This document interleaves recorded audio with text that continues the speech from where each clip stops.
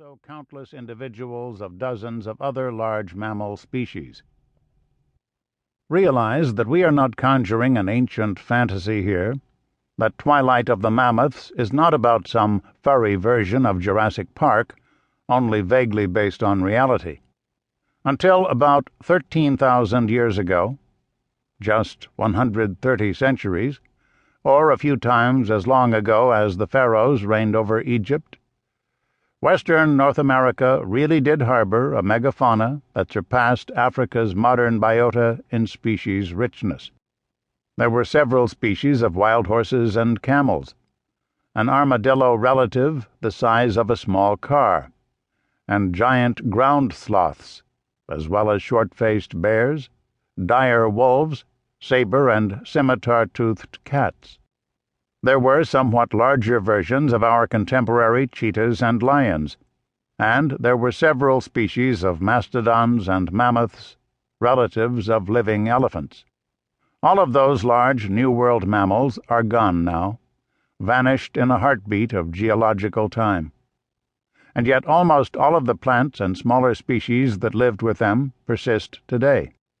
Some of those surviving organisms, like the Osage orange tree, are still here only because we have taken on the ecological roles of extinct megafauna, in this case, seed dispersal.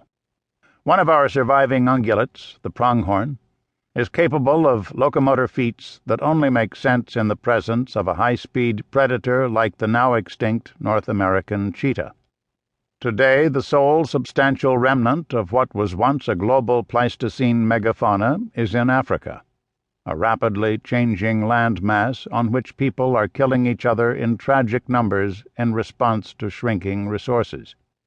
Throughout the world, large vertebrates have been reduced to life in fragmentary habitats, and often to dangerously low population levels if they are to survive and make long-term evolutionary adjustments to environmental change. Paul Martin is a true visionary, a time traveler who thinks across the expanses of prehistoric millennia and entire continents with the ease with which most of us locate a car we parked yesterday. His professional accomplishments include a classic work on amphibian and reptile biogeography, pioneering studies of palynology and plant ecology, and an illustrious legacy of former students and research associates. Paul is a gifted storyteller, a self-described lover of tempting diversions, and I doubt anyone else could make standing chest-deep in extinct sloth dung sound so magical. Soon after identifying the pollen of an abundant local plant in that 13,000-year-old manure, this voracious naturalist tries out the leaves and flowers of globe mallow on his own digestive tract.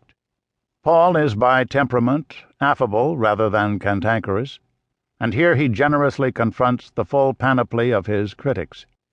He faces squarely overkill and overill, the alternative hypotheses that climate or disease killed off the Pleistocene megafauna, and he candidly confronts charges that the overkill theory reflects cultural insensitivity. Twilight of the Mammoths is an intellectual detective story, one that remains in part controversial, but that also resonates marvel and hope.